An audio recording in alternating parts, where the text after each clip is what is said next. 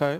पहले मैं 2019 का लेवल 2 डिस्कस करूंगा, जो क्वेश्चन रह गए वो, और लास्ट मैंने पीडीएफ में क्वेश्चन जो मैंने बोला था आपके पास बेसिसिटी का, वो क्वेश्चंस भेज दिए थे अलॉन्ग विद द सॉल्यूशन। शायद आपने देखा हो, या उसमें कुछ पूछना हो तो यू कैन आस्क मी। ठीक है, ठीक है। सो लेवल 2 2019 उसका ये सवाल है। ठीक है, it is a question of level 2, यहाँ से लेवल 2 है 2019। ट्राई करके देखें आप इससे पहले। इस क्वेश्चन में थोड़ा सा इंटरेस्टिंग फैक्ट है, सिंस मैं बता देता हूँ, आपने अल्डिहाइड कीटोन अभी पढ़ा नहीं है। फेलिंग टेस्ट क्या होता है ये जान ले। ये एक टेस्ट है सिंपल टर्म्स में एलिफैटिक अल्डिहाइड का। ठीक है, हाँ, it is aliphatic aldehyde test. तो वो नहीं दे पाते। तो अल्डिहाइड कीटोन शायद आपका अभी तक स्टार्ट नहीं हुआ है, अल्कोहल ईथर फिनॉल ही चल रहा है। अच्छा, आप लोग का क्या चल रहा है अभी? अल्डिहाइड कीटोन्स स्टार्ट हो, अच्छा स्टार्ट हो चुका है। ओके, तो पहला मैं बता देता हूँ, सिंस प्रिपरेशन आपने पढ़ा है, अच्छा किया है तो ठीक है, एक बार ट्राई कर लो फिर मुझे आंसर बताओ। ये तो सिंपल सा एलिफैटिक एल्डिहाइड का टेस्ट है, ये बात मैंने बता दी। तो अगर आपको चीजें नहीं भी मालूम है तो ये तो पता है, ओजोनोलिसिस करेगा, बॉन्ड टूट जाएगा। ठीक है, तो यहाँ पे एक ये बन जाएगा आपके पास, और नीचे एक आपका अल्डिहाइड बन जाएगा। तो नीचे वाला जो आपके पास दे रखा ना, ये एलिफैटिक अल्डिहाइड है, तो ये दे देगा। ठीक है, बाकी मैं बता देता हूँ इस वाले रिएक्शन में तो आपको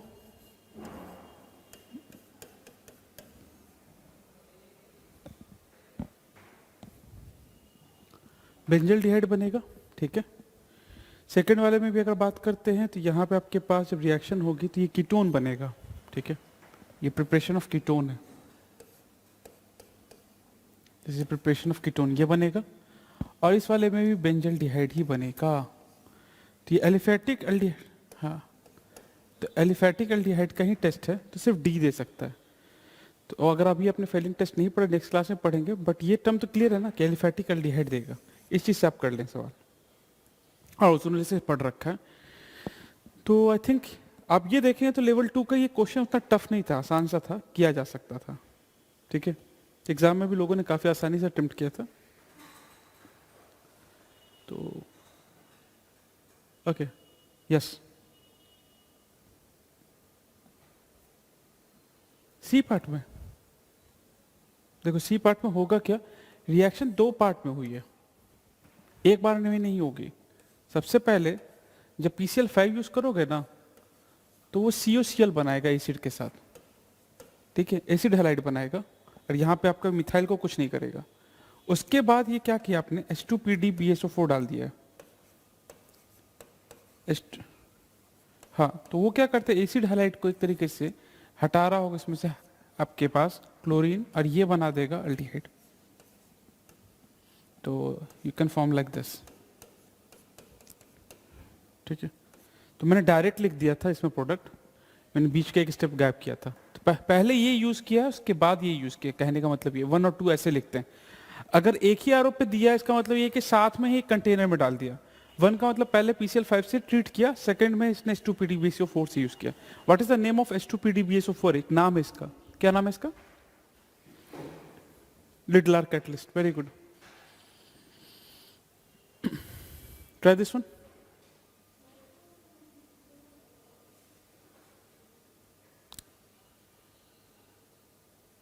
जैसे सर ने क्लास में करा दिया था।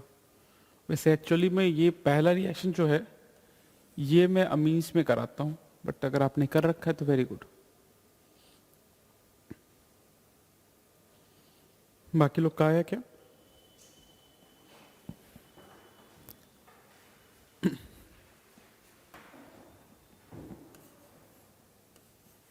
तो सबसे पहले ये बताओ मुझे, एनिलीन बेस है या फिर न्यूक्लियोफाइल है? इज इट ए बेस और न्यूक्लियोफाइल? एक्चुअली में it can act as both. each and every nucleophile is a potential base and each and every base is a potential nucleophile. ये बात true है. सबसे पहले तो आप बेसिक चीज देखा करो कि बेस की तरह रोल प्ले कर सकता है या नहीं. बेस की तरह रोल नहीं प्ले करेगा तब वो क्या करता है, न्यूक्लियोफाइल की तरह काम करते हैं. हमेशा एसिड बेस रिएक्शन किसी भी रिएक्शन में सबसे फास्ट होती है क्योंकि काफ़ी हीट जनरेट होती है और काफ़ी ज़्यादा स्टेबिलिटी आती है. तो वैसे यहाँ पे आप देखेंगे इसमें कोई एसिडिक हाइड्रोजन सर्च करेंगे तो ओवरऑल इक्विलिब्रियम मेंटेन करने से कोई फर्क नहीं पड़ रहा, तो ये न्यूक्लियोफाइल की तरह फिर रोल प्ले करेगा. न्यूक्लियोफाइल की तरह रोल प्ले करेगा तो C double bond O O C double bond O this one. तो यहाँ पे ये न्यूक्लियोफाइल की तरह रोल प्ले करेगा, इसको बाहर निकालेगा, वापस जब आएगा तो इसको बाहर कर देगा. That leads to the formation of this compound. ये बन जाएगा. ये यहाँ पे बन रहा है बी में, साथ ही साथ सी में बन रहा है. ऐसा इसलिए करता है सो दैट अगर मैंने नाइट्रेशन कराया, ये आपने पढ़ा होगा इलेक्ट्रोफिलिक एरोमेटिक सब्स्टिट्यूशन में, अगर मैं नाइट्रेशन कराता हूँ तो NH2 के साथ ये एसिड बेस रिएक्शन ना करे. एक्चुअली में ये रोल है, ये जो आपके पास सब्सटेंस दिया गया है ना, ये ब्लॉक करता है कि एनिलीन और एसिड के बीच में एसिड बेस रिएक्शन नहीं हो सके. क्योंकि मैंने बात बताई आपको, प्रायोरिटी कौन सी रिएक्शन होती है, न्यूक्लियोफिलिक रिएक्शन कभी भी प्रायोरिटी पे नहीं होती है, हमेशा एसिड बेस रिएक्शन प्रायोरिटी पे होती है. इसलिए डायरेक्ट नहीं डालते, हमने पहले से मिक्स किया है आपके एनहाइड्राइड से सो दैट कि आपका NH2 को ब्लॉक कर दे, एसिड बेस रिएक्शन ना कर पाए. तो बी बन जाएगा. उसके बाद जैसे आप डालोगे NO2 पॉजिटिव, नाइट्रेशन कराओगे, तो आप ये देखेंगे जो ग्रुप बना है नाइट्रोजन के साथ, जो ग्रुप बना है ये ऑर्थो पैरा डायरेक्टिंग है क्योंकि नाइट्रोजन को लोन पे प्लस एम शो करेगा. ठीक है, तो प्लस एम शो करेगा तो ऑर्थो पैरा डायरेक्टिंग है. पैरा मेजर बनेगा, क्यों? क्योंकि ग्रुप बहुत बल्की है, तो पैरा प्रोडक्ट आपके पास मेजर बनेगा. और उसके बाद जैसे ही आप वापस इसमें बेस डाल देंगे तो ये आपके पास NH2 वापस कन्वर्ट कर देगा. तो ये एग्जाम्पल काफ़ी ज़्यादा यूज़ किया गया है, कई बार यूज़ किया. इवन आपके NCERT में नाइट्रोजन कंटेनिंग कंपाउंड्स में भी एक्सरसाइज में क्वेश्चन दिया हुआ है, तो डायरेक्ट पिक किया हुआ सवाल है. टफ नहीं, जब आप पढ़ेंगे उसमें दिख जाएगा. डायरेक्ट ये क्वेश्चन है, कई बार यूज़ किया जा चुका है, एग्जाम्स में भी पूछा जा चुका है. तो KVPY ने इसने भी कुछ नया नहीं किया, क्लासिकल एग्जाम्पल है. ठीक है, तो इस वाले एग्जाम्पल को आप ध्यान रखेंगे. सेकेंड वाले को ये पूछा जाता है और काफ़ी इंपॉर्टेंट है, रिपीट होता है. इसमें करना क्या है, सवाल ये आता है कि पहले हमने ट्रीट क्यों किया है इसको. तो ट्रीट सिर्फ इसलिए किया, हमने ब्लॉक किया है so that acid base reaction ना हो सके. तो आप लोगों ने आंसर दिया भी, that is correct, absolutely correct, सही है ये. ओके, तो आप में से जिसने भी निकाला दैट इज गुड. कोई दिक्कत है इसमें तो बताओ. क्लियर है? कुछ पूछना चाहो? अगर नहीं पूछना चाहे तो मैं फिर आगे बढ़ता हूँ. आई थिंक सर ने क्लास में करा ही दिया है तो दिक्कत नहीं है फिर. ओके, दिस वन ट्राई करें सॉल्व करके. अगर डायग्राम क्लियर नहीं हो तो मुझसे बताना.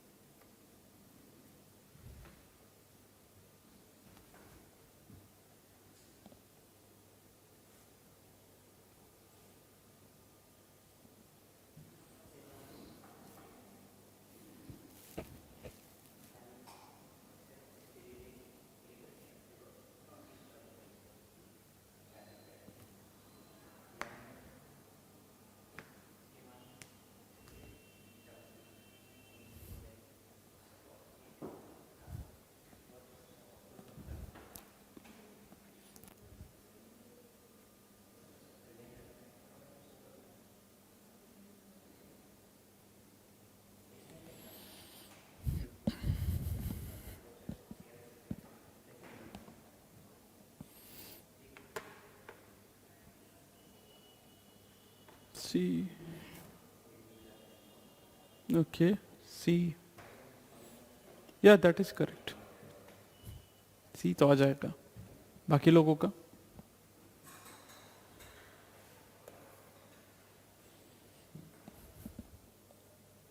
किसका सी आया? अखिल आपका कैसे किया?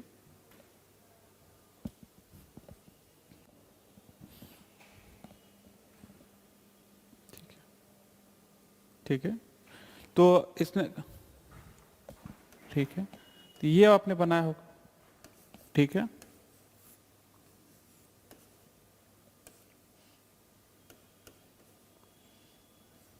ठीक है,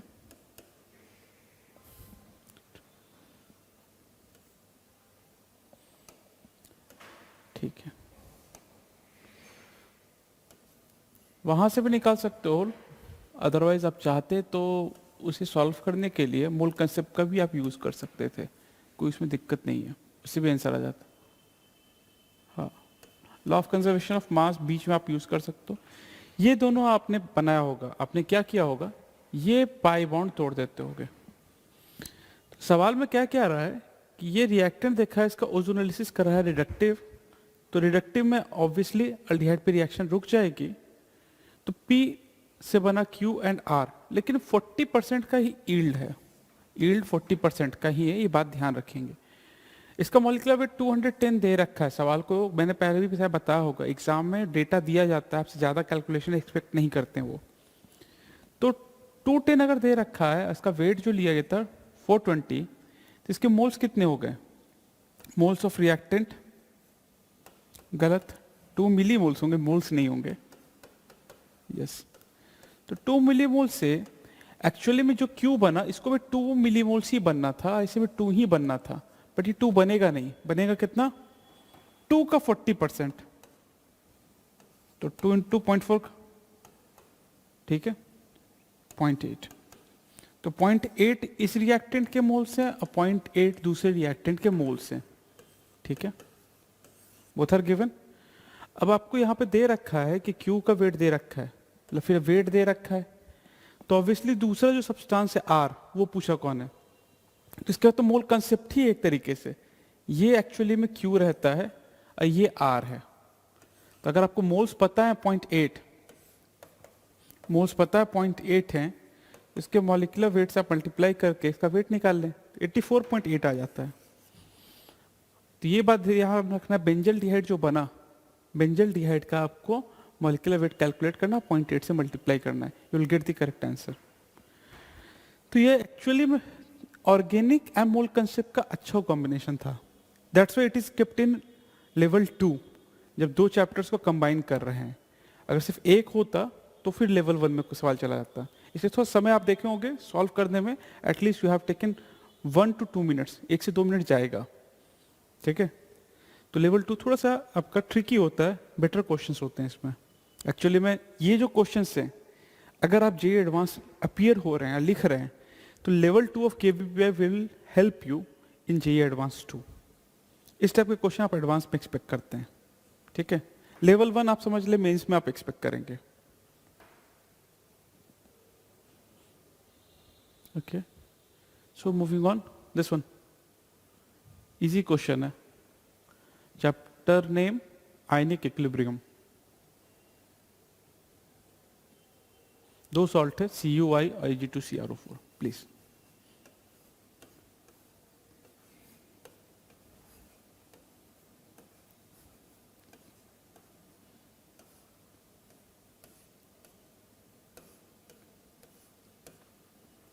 .02, ओके, लेट्स चेक। बाकी लोग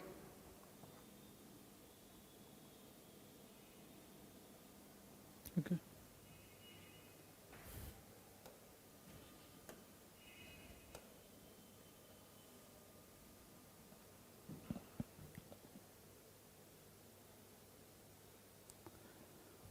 we'll wait for 30 seconds.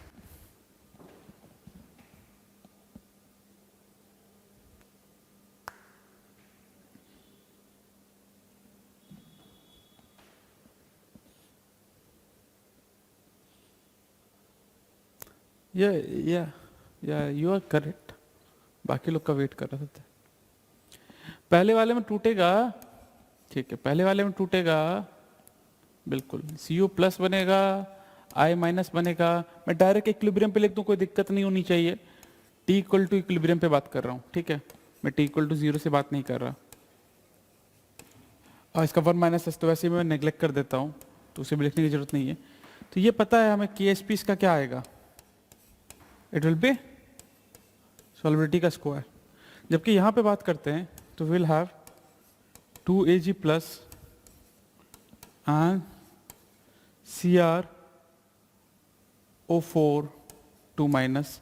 So this will be 2s and this will be s. That will be nothing but 2s का square. I think 4s cube आ रहा था ना, ठीक है, तो 4s cube इसका KSP आ रहा है। वैल्यूज आई थिंक दे रखी है, the ratio of the solubility आपके पास, ठीक है, इज क्लोजेस्ट टू। ये पूछ रहा है, ये आपके पास जो क्वेश्चन है इसमें एस स्क्वायर और ये एस डैश मान लेता हूँ, थोड़ा आसान रहेगा, कंफ्यूज नहीं होंगे आप लोग। तो ये दो इक्वेशन का यूज करके वो पूछ रहा है एस बाई एस डैश, ये पूछा है उसने, ठीक है। तो या यू कैन सॉल्व इट, आसानी से आप कर सकते थे। केएसपी कैंसिल हो, केएसपी सेम दे रखा है, एस बाई एस डैश पूछा है। तो ये कैलकुलेशन पार्ट है, आयनिक का क्वेश्चन हो, काइनेटिक्स का हो या केमिकल का इक्विलिब्रियम का हो, ये सारे सवाल जो क्वेश्चंस होते हैं थोड़ा कैलकुलेशन होता है, बट इसमें गलत होने के चांसेस बहुत कम होते हैं क्योंकि कैलकुलेशन बेस्ड है। तो आई थिंक 0.02 आ गया होगा आप लोगों का। अगेन लेवल 2 क्वेश्चन, बट ये डायरेक्ट क्वेश्चन था चैप्टर से, तो कोई लोड इसमें नहीं आता। चलिए आगे बढ़ते हैं। ओके, दिस वन, ये तो मेरा फेवरेट है इस टाइप के question, thermochemistry.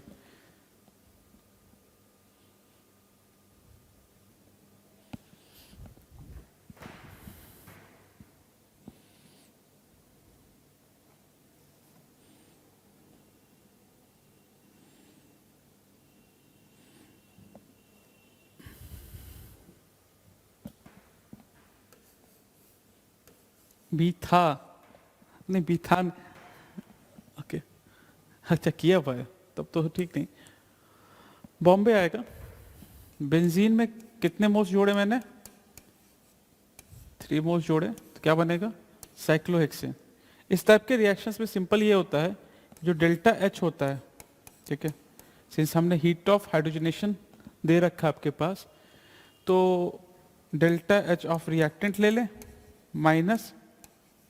Minus product. Combustion में भी ऐसा ही होता है, ठीक है। तो यहाँ पे कंबशन का आपको डेटा दे रखा है, तो कंबशन का डेटा, मोलर कंबशन दे रखा है, एंथैल्पी, अब डायरेक्टली इसी का यूज करते हैं। बस ध्यान यहाँ पे गलती जो होती है वो 3 हाइड्रोजन दे रखा है, दैट्स वाई हाइड्रोजन वाला जो फैक्टर है आप उसको ध्यान से सॉल्व करेंगे। तो आई थिंक बॉम्बे आ गया होगा सबका, स्ट्रेट फॉरवर्ड क्वेश्चन है, कोई इसमें इशू नहीं, रिएक्शन बस लिखना है, अगर रिएक्शन सही से लिखा है तब दिक्कत नहीं आएगी, इट कैन बी सॉल्व्ड। हाँ, तो गलती क्या करते बच्चे, ये भी मैं बताता हूँ, x plus 3z minus Y, ऐसे हम लोग सॉल्व करके आएंगे, बट वैल्यू देखो x minus y plus 3z, तो लोग सिली मिस्टेक करके चले आते हैं, ठीक है। सिली मिस्टेक करने की बहुत गंदी हैबिट हो जाती है, तो सिली मिस्टेक नहीं होना चाहिए, क्योंकि हम लोग सॉल्व करते हैं xz, तो रीड करने में भी गलती करते हैं कई बार, x है y है तो ऐसे लिख देंगे x plus 3y minus z, फिर इसमें समय वेस्ट करेंगे, जबकि उन्होंने रीड सही से नहीं किया कि यहाँ पे पहले बेंजीन फिर साइक्लोहेक्सेन फिर हाइड्रोजन का है। ये गलती आपने देखी होगी, आप जब टेस्ट में अपीयर होते हो तो कई बार ऐसी मिस्टेक्स होती हैं, इसको सिली मिस्टेक्स कहते हैं। इसका सबसे सिंपल तरीका ये है कि जब भी आप क्वेश्चन पढ़ें तो काफ़ी रिलैक्स वे में रीड करें, और क्वेश्चन रीडिंग में ही क्वेश्चन को ध्यान से पढ़ें, ये नहीं कि आपको दोबारा रीड करना पड़े, क्योंकि दोबारा जब भी पढ़ोगे तो कन्फ्यूजन क्रिएट होता है। ओके, तो try to solve the question by reading very concentratedly, you can say concentration के साथ आप इसे रीड करेंगे। ओके, तो that was easy question, again thermochemistry से था ये वाला। अच्छा, this is a question from coordination compound, काफी इजी सवाल है, जब कोऑर्डिनेशन कंपाउंड पढ़ लोगे तो काफी आसान सवाल है, बट अगेन क्वेश्चन में भेज दूंगा, विद आंसर की मैं भेजूंगा, जब कोऑर्डिनेशन कंपाउंड पढ़ लोगे तो देख लेना, ठीक है। पैरामैग्नेटिक एक्चुअली में कुछ है नहीं, बॉन्डिंग में याद होगा आपको पैरामैग्नेटिक पढ़ा था। तो आयरन का जो ऑक्सीडेशन स्टेट है वो निकाल लो, जैसे मैं एक का निकाल के दिखा दूं क्या, तरीका कोई दिक्कत नहीं है। आयरन का ऑक्सीडेशन स्टेट इसमें कितना है, +2 कैसे आएगा बच्चा,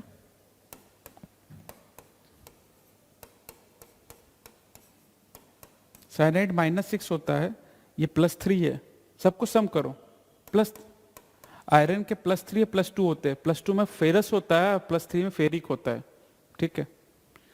अब ये मुझे बताओ आयरन का कन्फिगरेशन क्या होता है,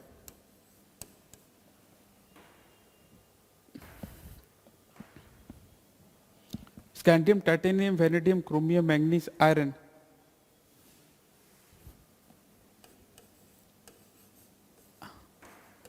ठीक है। ये होता है 3d6 4s2, ठीक है।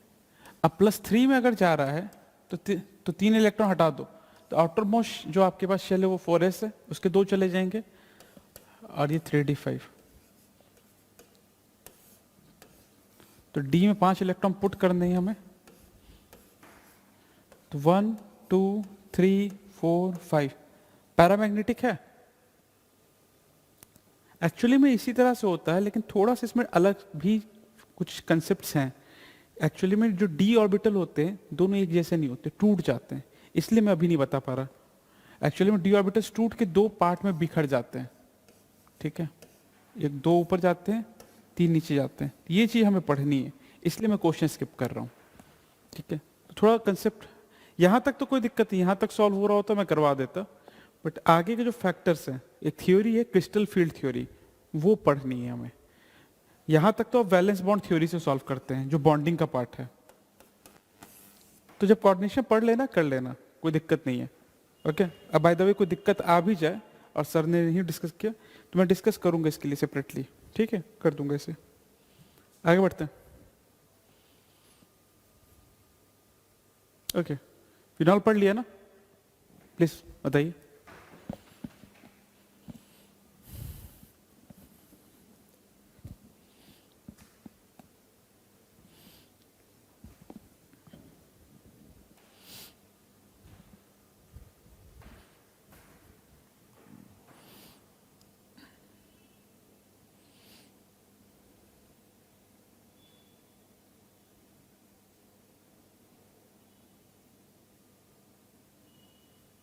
सी C C C C C C C C सी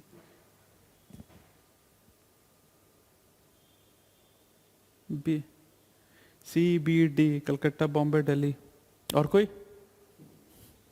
अच्छा ओके, दिल्ली,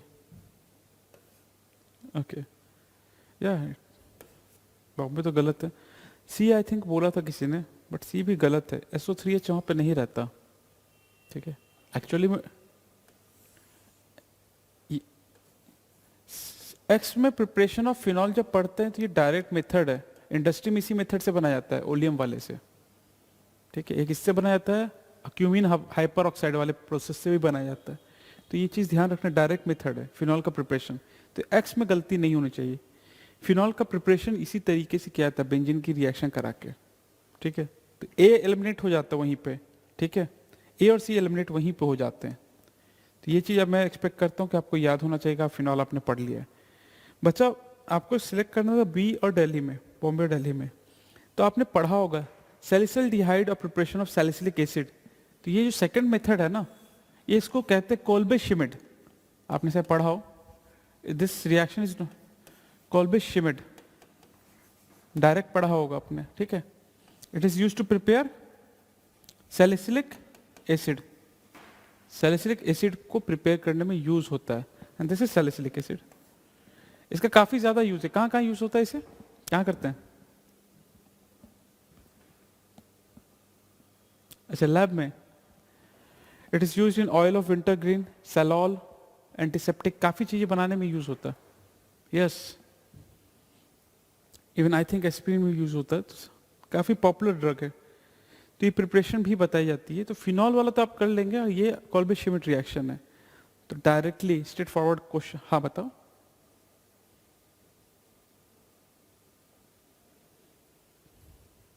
ठीक है, अच्छा ठीक।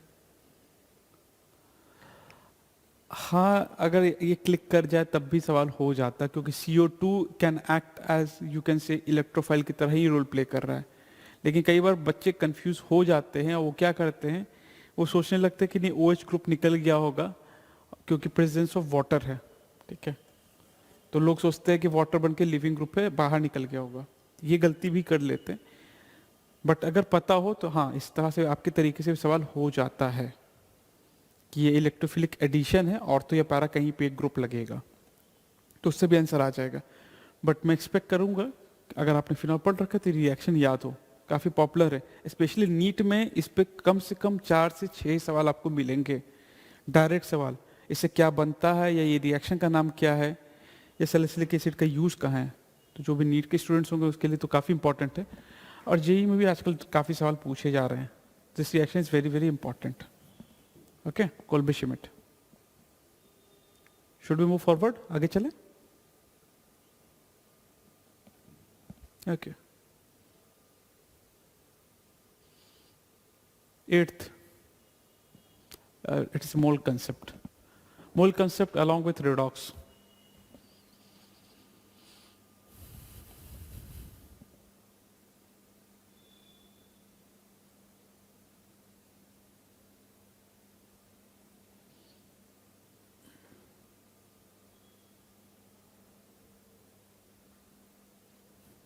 Okay. Do I need to solve it? Answer क्या आ रहा है आपका?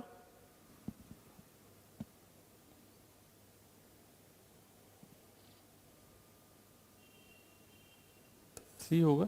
सॉल्व आप लोग कर सकते, कोई दिक्कत नहीं। जो मेन चीज आप याद रखेंगे, याद हो भी होगा आई थिंक, ऑक्सैलिक एसिड क्या होता है? COH एन फैक्टर के, एन फैक्टर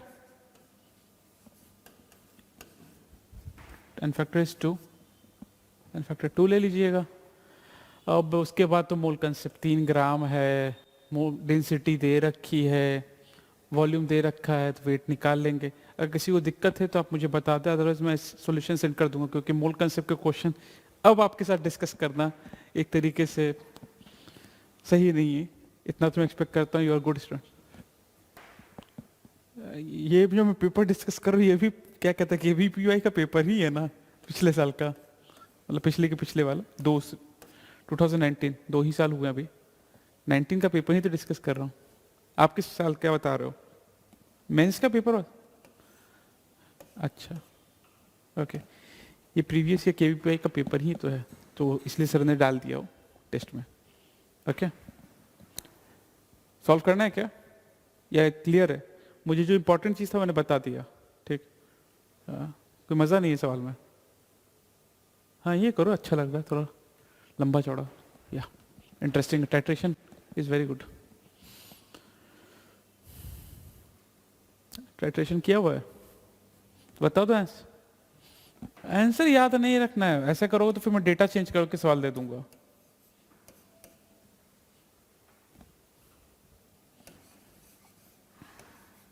ठीक है, एक्चुअली आपको कभी भी आंसर याद नहीं होना चाहिए, आपको मेथड याद होना चाहिए।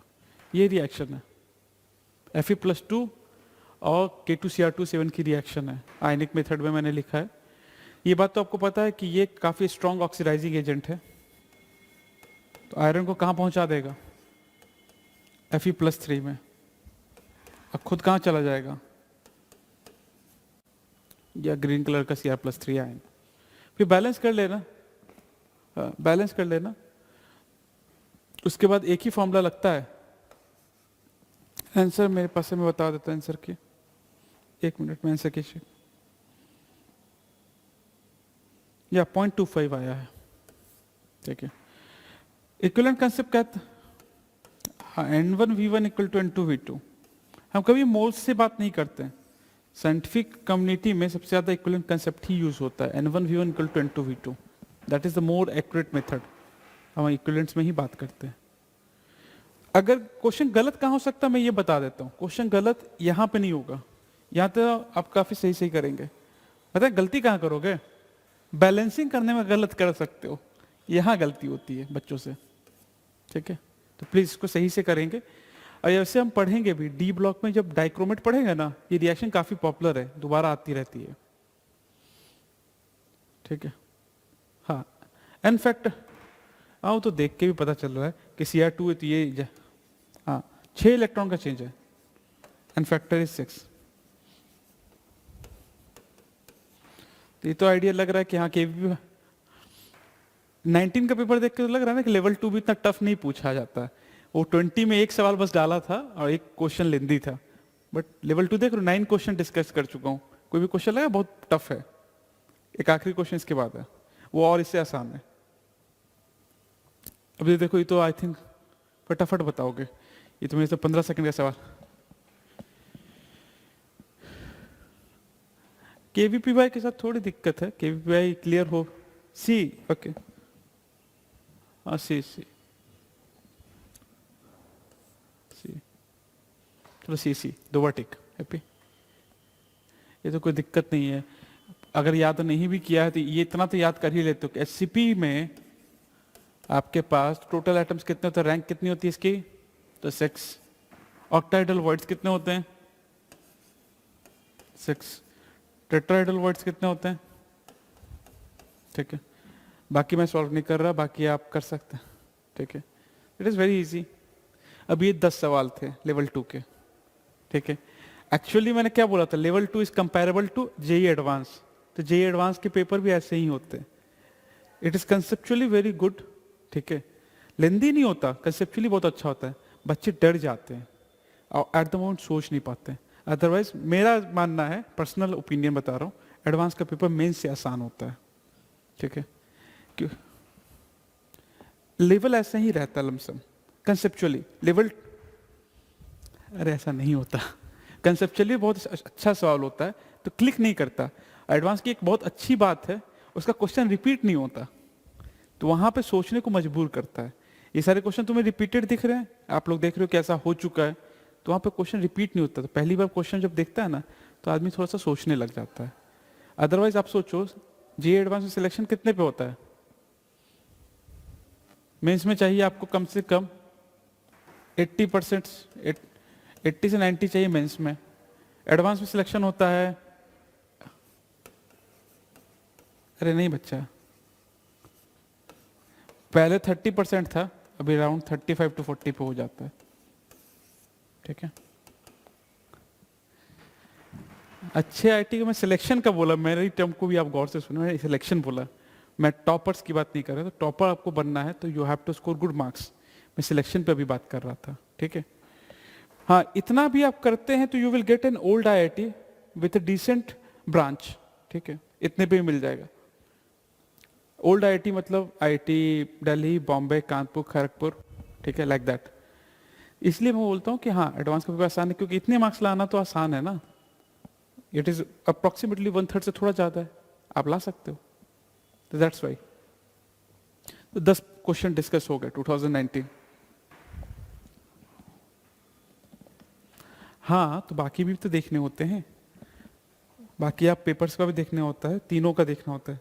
फॉर एग्जाम्पल जैसे मेरे जो मार्क्स थे उसमें मेरे केमिस्ट्री में अच्छे मार्क्स थे, फिजिक्स में इससे बेटर थे, अब मैथ्स में जस्ट मेरे पास पासिंग मार्क्स से 15 नंबर ज़्यादा थे। Still I qualified with a decent rank and got a good college. चलिए अभी पहली आई थिंक तीसरी क्लास है, we will tell you, I will tell you, ठीक है। थोड़ी बहुत बातचीत आपको जान जाएंगे तो बताएंगे। ये है आपका 2018 का paper, we are starting with 2018 paper, ठीक है। And this is level 1। मतलब आपके पास टाइम कितना होगा, हार्डली 1 मिनट, उससे ज्यादा समय मत लेना। चलो करो।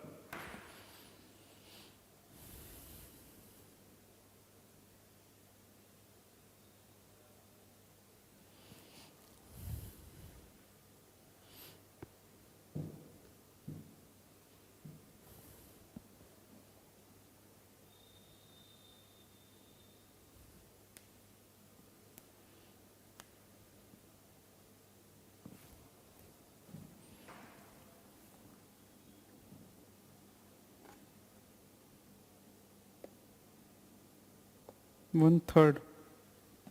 Yeah. Name of the reaction? Name of the reaction? Haloform. Very good.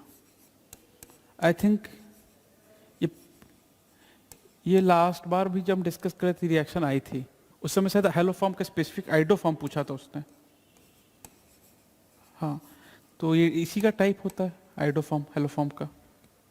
Okay, तो 1/3.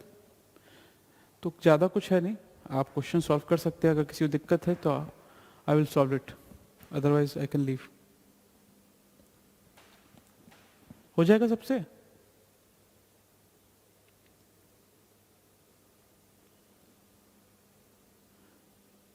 ओके, क्वेश्चन तो आसान सा है.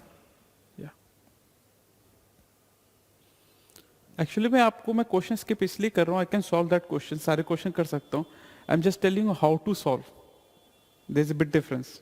ओके, मैं क्वेश्चन सॉल्यूशन आपको नहीं बता रहा हूँ, मैं सिखा रहा हूँ आपको कैसे सॉल्व करना है बस. This one, Williamson ether synthesis.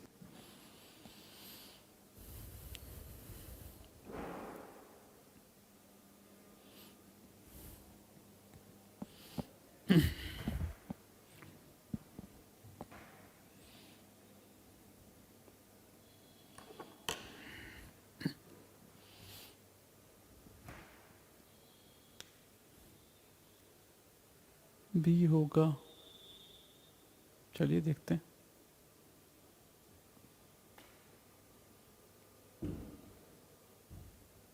ए होगा, दो मेरे पास आंसर, शायद बी हो.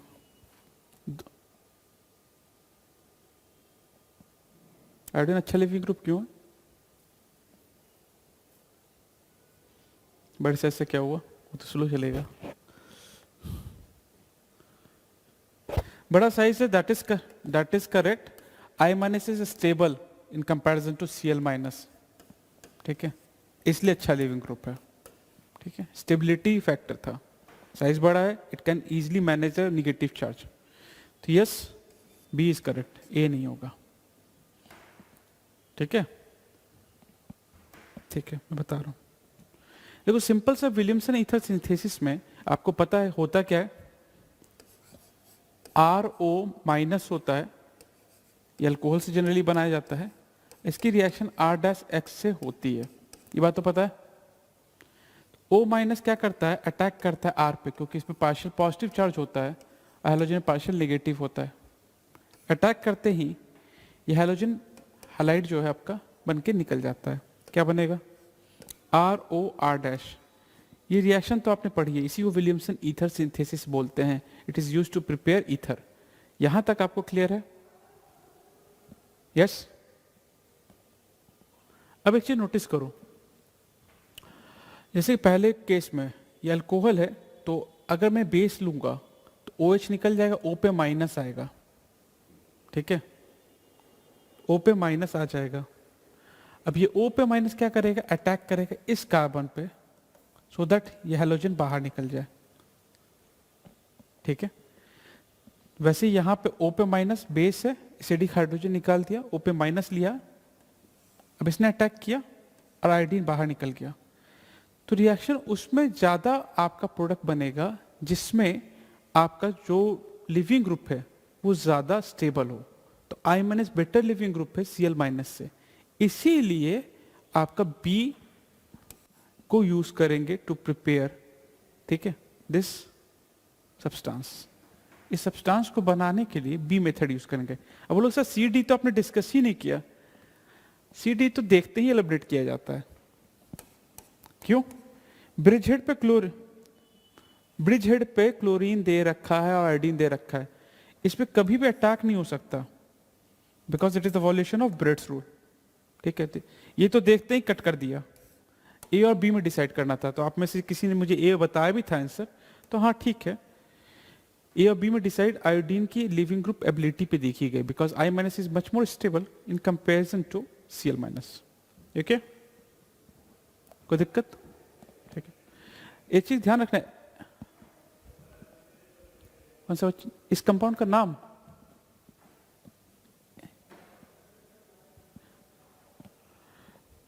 बाईसाइक्लो कंपाउंड मैं बता दूं, बाईसाइक्लो पढ़ा आपने नॉमेनक्लेचर? पढ़ा था, तो मैं लिख दूं, बाईसाइक्लो चला जाएगा, ठीक है, 1 2 3 4 5 6 7 8, 8 का है, तो बाईसाइक्लो 2,2 8 है ना, ऑक्ट 1 वहां से दिया, नंबरिंग मैंने गलत की है तो उसको सुधार लीजिएगा। ऑक्ट, हाँ ऑक्ट, ऑक्टेन 1 ऑल, बाईसाइक्लो में जाएगा ये, बाईसाइक्लो 2,2 2,2,2, जैसे यहाँ पे 1 आएगा, यहाँ पे 2 आएगा, यहाँ पे 1 है, यहाँ 2 है, यहाँ 1 है, यहाँ 2 है, ब्रिजेट काउंट नहीं होता है। तो अगर आपने नॉमेनक्लेचर कर रखा है तभी आप कर पाएंगे बाईसाइक्लो स्पायरो का, ठीक है। हाँ, अगर पूछना होगा तो पूछ सकते हैं, अगर किसी को दिक्कत हो तो मुझे बता देना, ठीक है, नहीं तो आप सर से भी पढ़ लोगे तो कोई दिक्कत नहीं, छोटा सा है, क्या हुआ है ना। चलो चलो बताइए।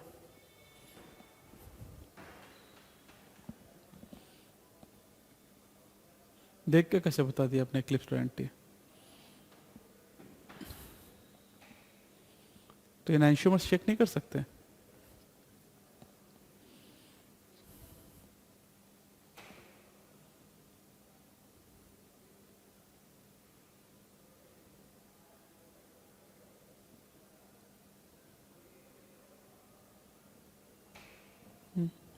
वो तो मैं थोड़ा सा आपको चेक करने के लिए, क्वेश्चन जब भी आप पढ़ो अगर आपका आंसर दिख भी जाए तो प्लीज़ आप दोबारा एक बार देख लेना, ठीक है।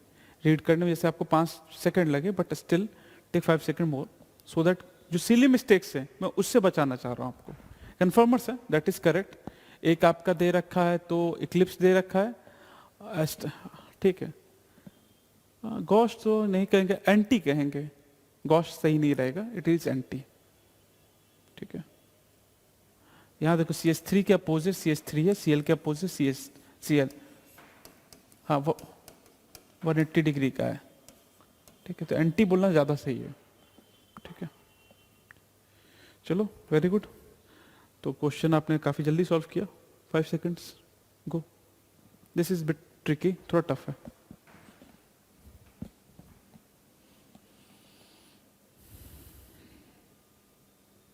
हाँ ये आएगा क्यों नहीं, GOC का पार्ट है।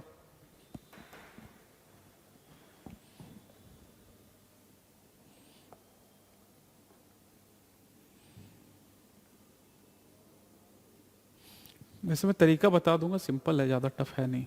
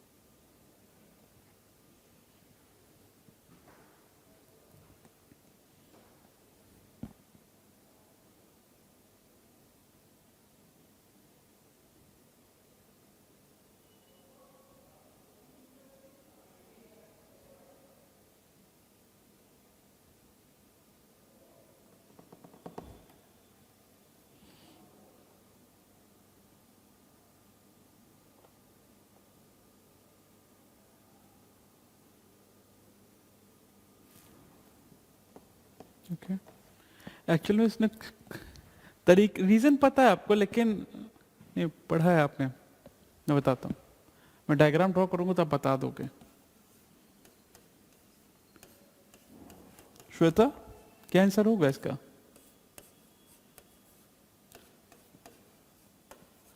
ठीक है, इसने पहला मैं डायग्राम बना रहा हूँ, ये है टर्शरी ब्यूटाइल कटायन, ठीक है।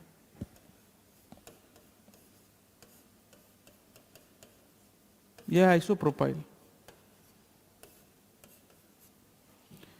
कौन ज्यादा स्टेबल है? रीजन?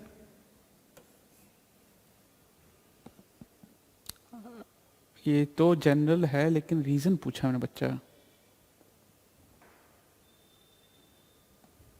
9 अल्फा हाइड्रोजन बोलेगा है।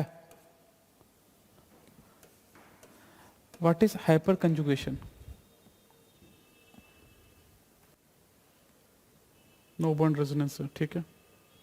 तो शायद याद हो आपको, अगर भूले नहीं हो तो।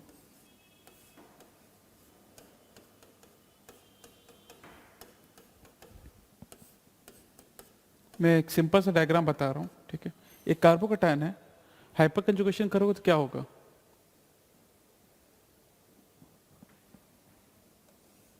वाह, H निकल जाता है और कुछ अल्कीन टाइप का बनता है, याद आया? इसलिए इसको सिग्मा बॉन्ड रेजोनेंस कहते हैं, क्योंकि सिग्मा बॉन्ड को तोड़ देता है। अब मुझे बताओ, ये पॉजिटिव चार्ज का मतलब इसमें कौन सा ऑर्बिटल में ये पॉजिटिव चार्ज बैठा है?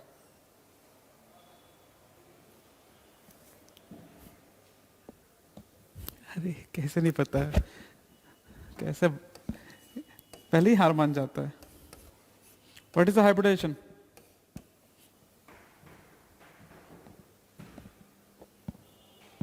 अगर यह बॉन्ड में बना देता तो कौन सा हाइब्रिडेशन कहता?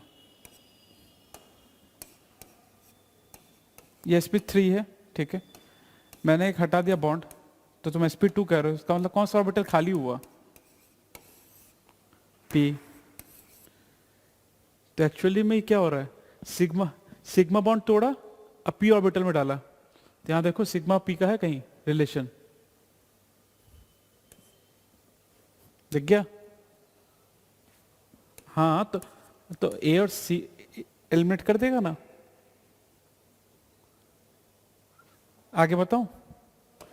अब इसने बोला दूसरे वाले में भी देखो, दूसरा स्ट्रक्चर बनाता हूं, trans two butene and propene, this one.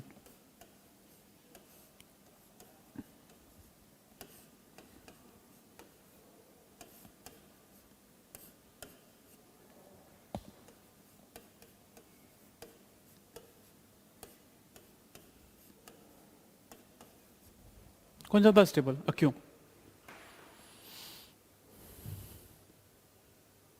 Reason बताओ।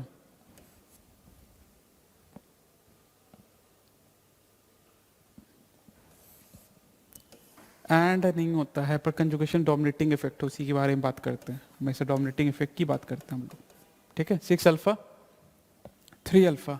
आपको शायद याद होगा हाइपर कंजुगेशन दो जगह होता है, कार्बोकैटायन में होता है, दूसरा अल्कीन में, ठीक है। डोमिनेटिंग यही होता है। तो यहां पे कौन सा ऑर्बिटल खाली है? अल्कीन का कौन सा ऑर्बिटल खाली होता है? अल्कीन का हम बात करते हैं,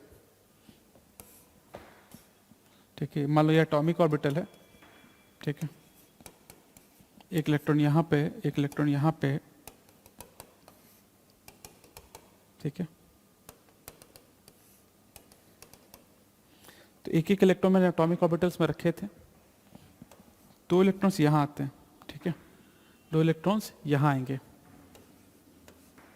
पाई बॉन्डिंग ऑर्बिटल होता है, और खाली कौन सा है? पाई एंटी बॉन्डिंग खाली होता है हमेशा। एक्चुअली में आपको याद होगा, जब भी बॉन्ड बनता है अल्कीन के पास या कार्बोनाइल में, आपने सीओ में भी सुना होगा, ठीक है।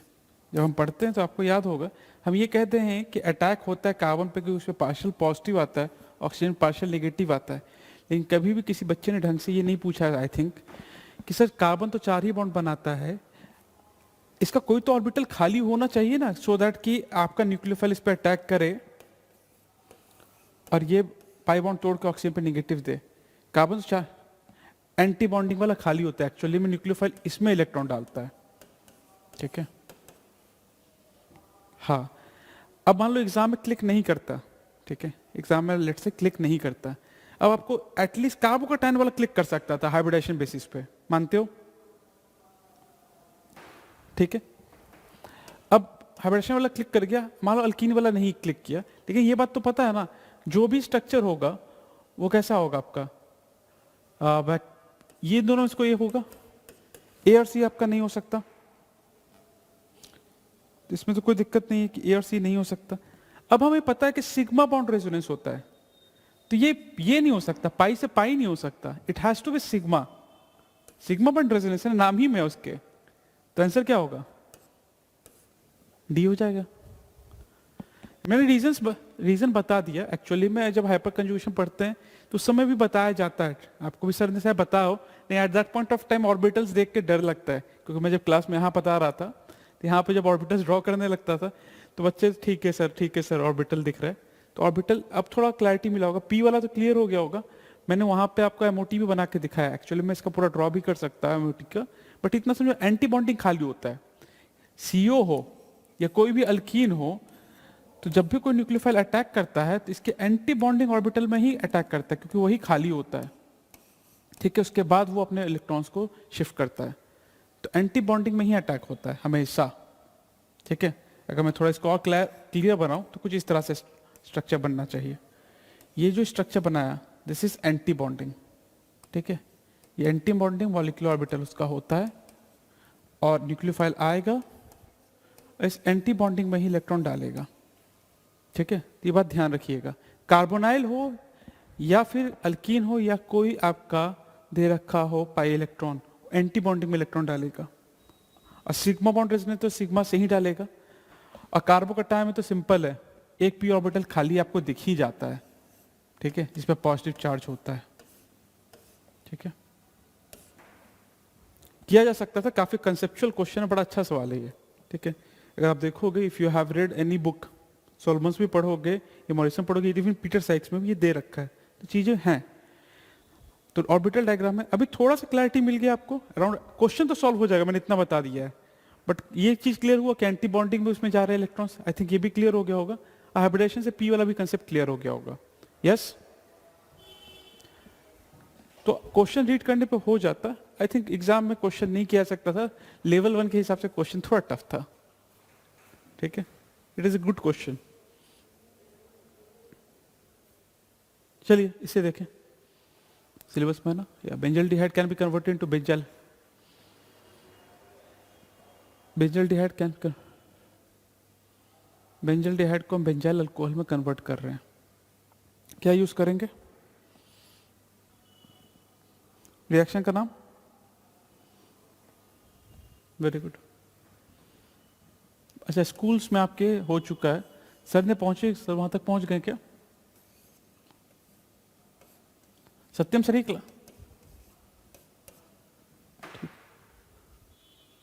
बेंजल्डिहाइड की रिएक्शन कराते हैं हम लोग। तो अगर आपका नहीं हुआ है स्कूल्स में, या फिर सर का वेट कर रहे हैं, ठीक है, तो मैं रिएक्शन का नाम लिख दे रहा हूं, उसने सही बोला, इट इज कैनिजायरो रिएक्शन, ठीक है। एक्चुअल में रिएक्शन क्या होता है? It is disproportionation reaction, disproportionation reaction है ये, जहां पे एक अल्कोहल बनेगा, ठीक है, और एक आपका एसिड का सॉल्ट बन जाएगा। It is a disproportionation reaction. नाम याद रखिएगा, कैनिजायरो। एक ये है और एक इसका भाई भी है, काफी पॉपुलर, अल्डोल, ठीक है। हाँ, तो ये आपके एल्डिहाइड कीटोन का सबसे इंपॉर्टेंट रिएक्शन है, अल्डोल कंडेंसेशन एंड कैनिजायरो। इसके अलावा छोटे मोटे बहुत सारे हैं, परकिन है, डोविंजल है, बेंजॉइन है, कई सारे हैं, लेकिन ये दोनों काफी इंपॉर्टेंट है। तो अगर आपने नहीं पढ़ा है तो जस्ट एल्डिहाइड कीटोन में आएगा ये, अगर आपने कहीं पढ़ रखा है तो formaldehyde will be the answer, okay. तो इसके लोड मत लीजिएगा, इस रिएक्शन का वेट कीजिएगा, कैनिजायरो। चलिए, या it is very easy question, ये तो कर लोगे। बताओ आंसर, ये तो देख के बता सकते हो, 5 सेकंड्स।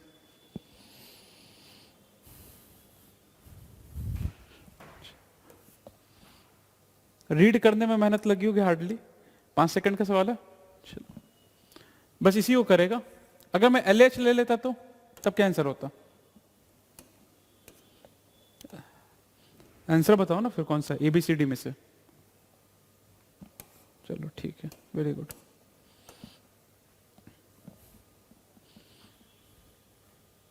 This one go.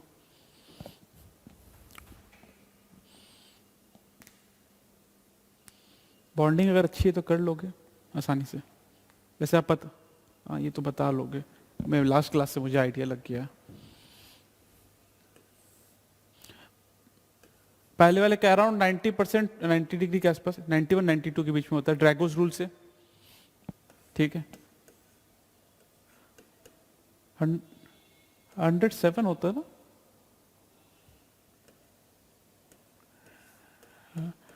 109.5 लिख देता हूँ, क्यों इतना टेंशन लें।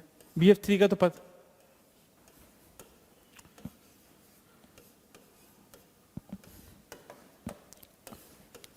इसमें एसिड कौन है?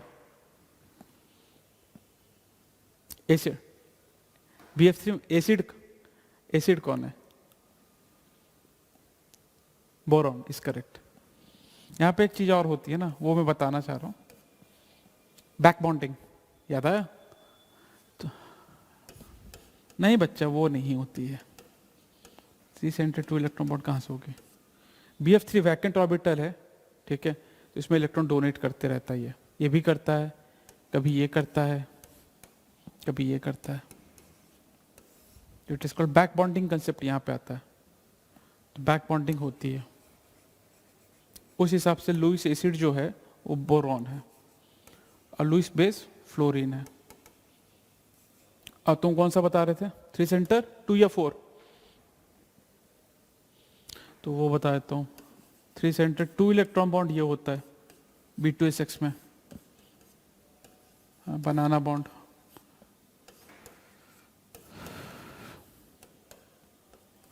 ठीक है, पॉपुलर है।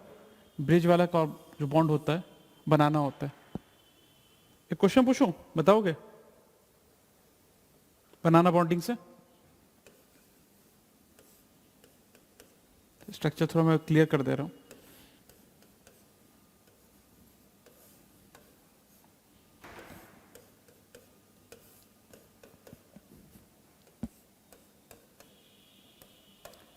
There are 2 types of bond down here, 2 bonds हैं।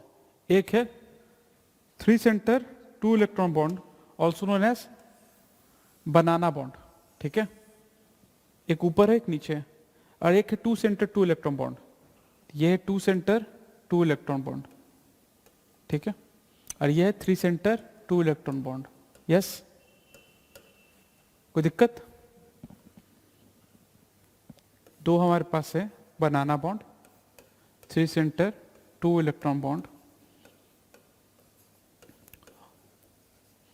और 4 हमारे पास है 2 सेंटर 2 इलेक्ट्रॉन बॉन्ड। क्वेश्चन मेरा ये है, इन दोनों बॉन्ड में से स्ट्रॉन्गर बॉन्ड कौन सा है?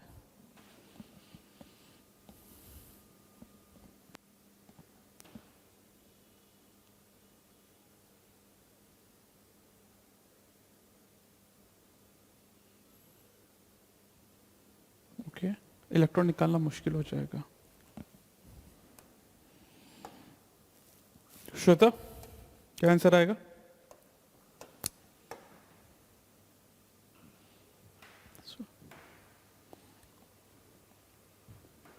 क्यों श्वेता?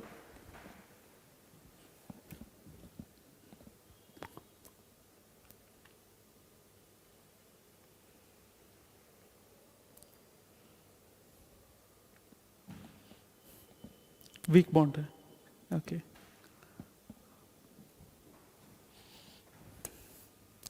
This is stronger.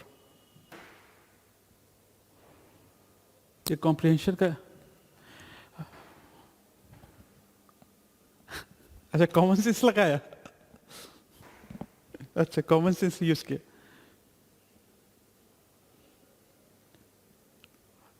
चलो मैं रीजन बता देता हूँ, रीजन सिंपल सा है। 3 सेंटर 2 इलेक्ट्रॉन बॉन्ड, इलेक्ट्रॉन कितने हैं? 2। न्यूक्लियस कितने हैं? 3 सेंटर का मतलब 3। अट्रैक्टिव फोर्स ज्यादा लगेगा, तो वहां से तुम इलेक्ट्रॉन मांग के ले जाओगे, वैसे उनके पास इलेक्ट्रॉन नहीं है और 3 सेंटर है, तुम कह रहे हो कि 2 इलेक्ट्रॉन मैं उसको तोड़ दूं, पॉसिबल है? 3 लोग हैं उसको प्रोटेक्ट करने के लिए, तो it is much more stronger compare to the terminal bonds. ठीक है, it was a comprehension question, उसका एक पार्ट था ये एडवांस का। गलती इसी में होती है, बाकी चीज तो आप बता सकते हो, इसका डायपोल में पूछ सकता हूँ, इसका मैं इलेक्ट्रॉन्स बता सकता हूँ, टोटल इलेक्ट्रॉन्स बता सकता हूँ, इसका आयनिक स्ट्रक्चर बता सकता हूँ, काफ़ी चीज़ें हैं, आपने काफ़ी चीज़ें पढ़ी भी होंगी, तो रिवाइज करना अच्छा रहेगा।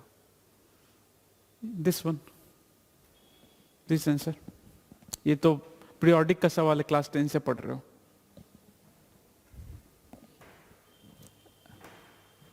सी, और कोई? Z by e inversely proportional to size, ये ना? हाँ, वो तो देख सकते हो क्योंकि चीजें मालूम है ना, ठीक है। वरना तो ये करते जनरली, अगर इलेक्ट्रॉन्स अगर आपके पास दे रखे हैं सेम, तो Z by e is inversely proportional to size, इस कंसेप्ट को यूज करते हैं। अदरवाइज अनायन का साइज बड़ा होगा कंपेयर टू द कटायन, ये बात भी क्लियर होती है।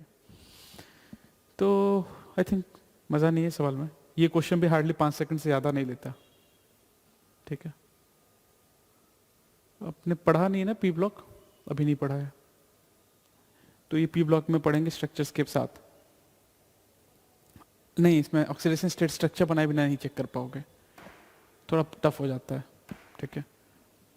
आंसर तो इसका बी आ जाएगा, बट थोड़ा टफ हो जाता है, ठीक है। स्ट्रक्चर्स सारे के ड्रॉ करने पड़ेंगे, तो आपको पास जो भी एसिड्स है, पायरो, ऑर्थो, ठीक है, हाइपो, सारे देखने पड़ते हैं।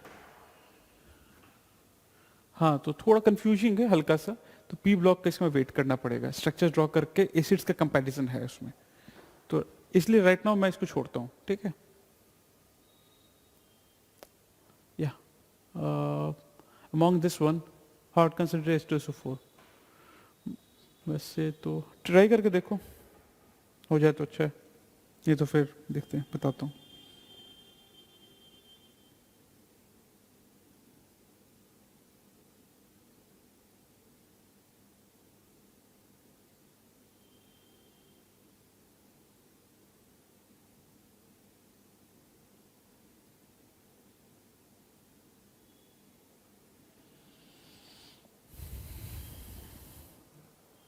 इसमें भी मेरे हिसाब से फंसो गया आप, कार्बन का तो बी, हाँ एक्चुअली में ये सवाल भी पी ब्लॉक से ही है।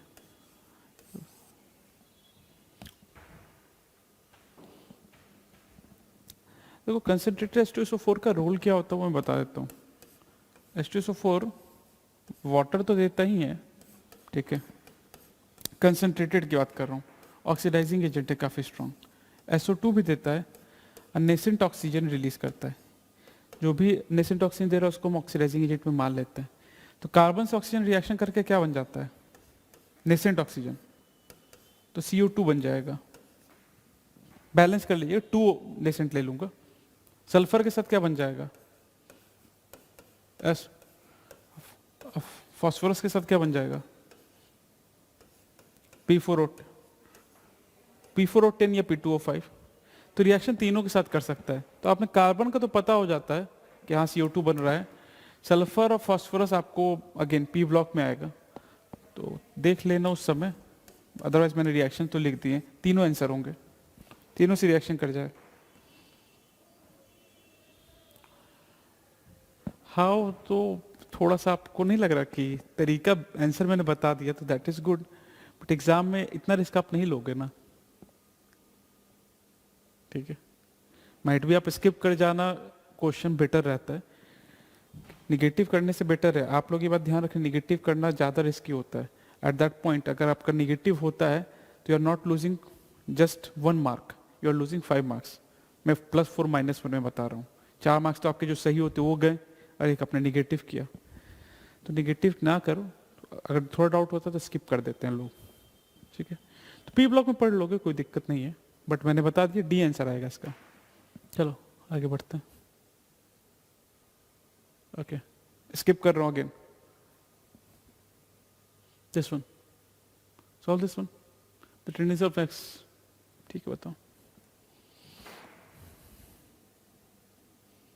नाइट्रोजन के साथ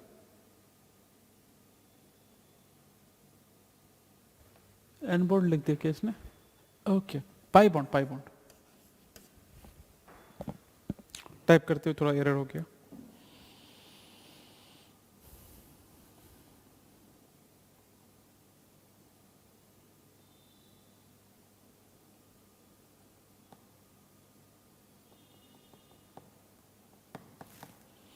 बैक बॉन्डिंग का ऑर्डर पूछ रहा है। अभी थोड़ी देर पहले मैंने बैक बॉन्डिंग पूछी थी ना आपसे, BF3 वाली, वही वाला केस है ये वाला।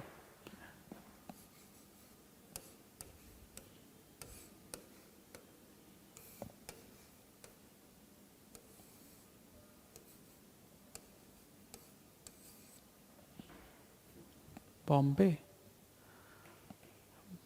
बी कैसे बोला, बॉम्बे बोल रहे हो ना? एक्चुअली मैं बॉम्बे दिल्ली इसलिए बोलता हूँ कि बी और डी में कभी कभी कंफ्यूजन होता है, ये बात ध्यान रखना, ठीक है? तो ये नहीं हो सकता मेरे हिसाब से, तो कुछ गड़बड़ कर दिया आपने। और का फिर से देखो, बा फिर क्या, ए ही होगा ही। एक्चुअली अगर आपने बोला तो इतना तो पता है BCl3 का कम होगा BF3 से।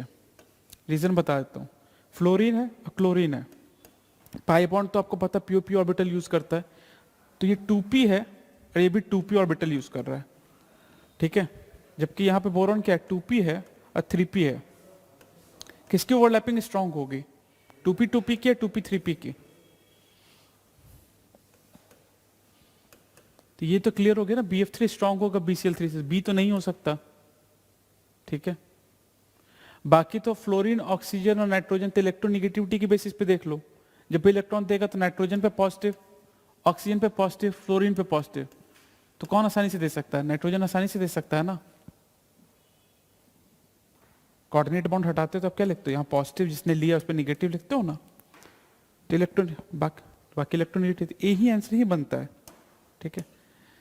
तो ए बी में कंफ्यूजन होता है, आप 2p 2p और 2p 3p ओवरलैपिंग की बात हो रही थी, ओके? चलो आगे बढ़ते हैं। दिस इज सरफेस केमिस्ट्री, नहीं हुआ आई थिंक, ऑर्गेनिक के बाद लेने है। Titration please solve it.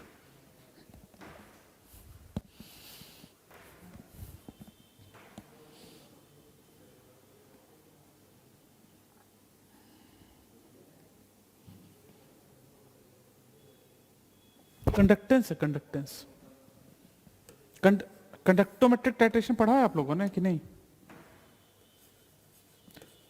मुझे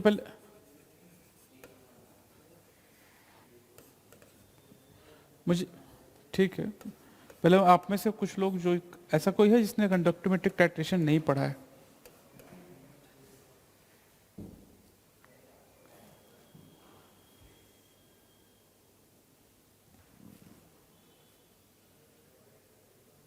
अच्छा, हुआ था, ठीक है। एक्चुअली कहाँ पढ़ते हैं ये हम लोग? इलेक्ट्रोकेमिस्ट्री में, ठीक है? तो शायद मुझे आइडिया नहीं, कुछ बैचेस में शायद हुआ हो, कुछ में नहीं हुआ, but answer is B. B is correct, B is correct.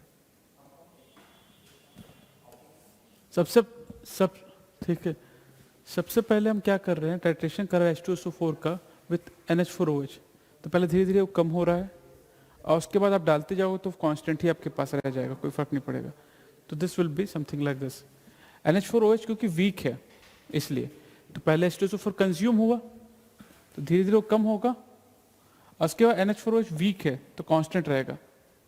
अगर मैं अपोजिट लेता तब क्या होता? अपोजिट इन द सेंस मैं वॉल्यूम ऑफ यहाँ पे H2SO4 देता तब क्या ग्राफ आता? सी नहीं होता।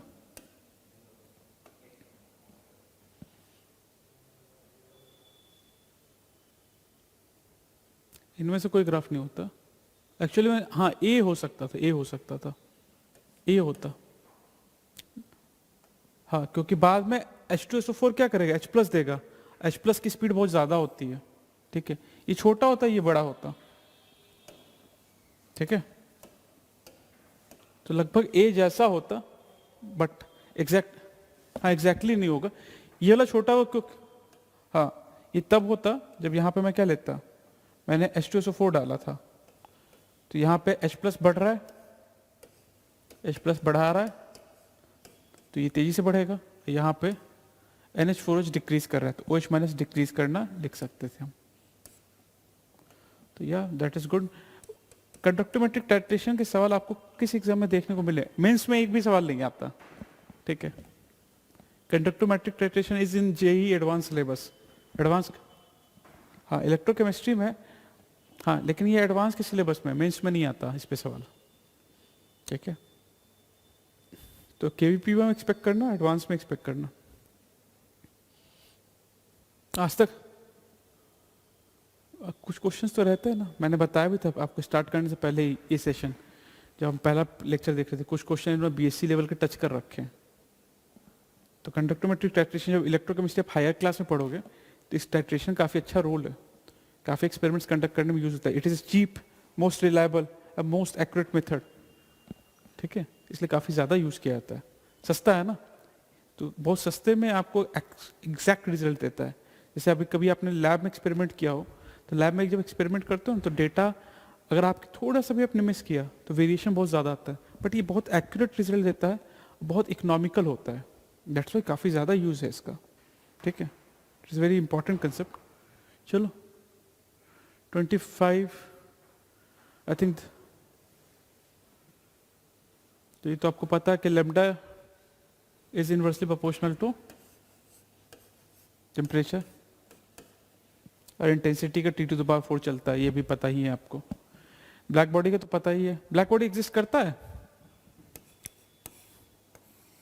तो वही मतलब सवाल यही है, ब्लैक बॉडी एग्जिस्ट करता है, यस नो। अटेंड करते सवाल में क्या आंसर करोगे? मैंने पूछा does black body exist, true और फॉल्स, मतलब ब्लैक बॉडी एग्जिस्ट, ट्रू और फॉल्स।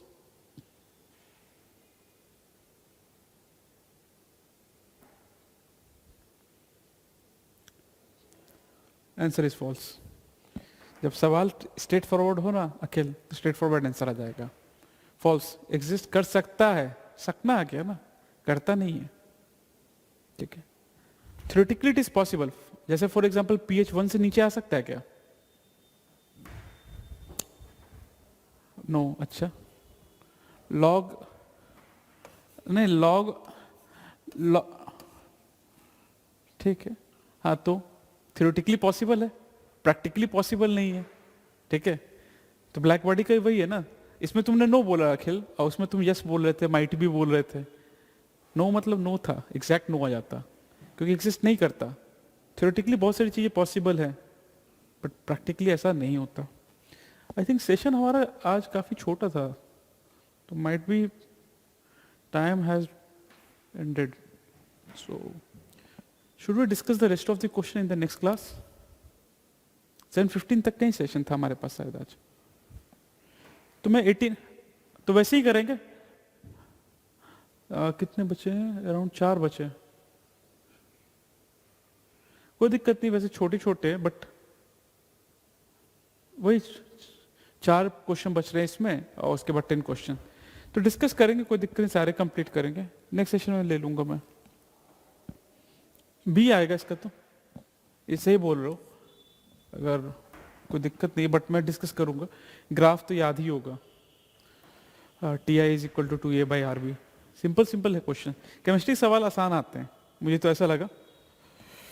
चलिए, अब आपके रिस्पांस तो अच्छे हैं आप लोगों के, आप लोग सारे के भी अपीयर होने वाले हैं, तो अच्छे से आप लोग दीजिएगा। तो नेक्स्ट क्लास में will discuss, I will send you the slides, जो भी क्वेश्चन आज डिस्कस किए मैं स्लाइड्स और उसके आंसर के भेज दूंगा। Do you need the solutions also, या फिर सॉल्यूशन छोड़ दूं, बस आंसर की मार्क करके दे दूं? इफ यू नीड मुझे बता देना, ठीक है, आप डायरेक्टली मैसेज ड्रॉप कर दे, मैं सॉल्यूशन भेज दूंगा, अदरवाइज मैं आंसर की भी मार्क करके PDF सेंड कर दे रहा हूँ, ओके। हाँ अभी मैं भेज देता हूँ, फिर भी कोई दिक्कत रह जाए, हाँ just drop me message, I will solve the question और मैं सॉल्यूशन भेज दूंगा, okay okay. We will meet in the next class, thank you, enjoy.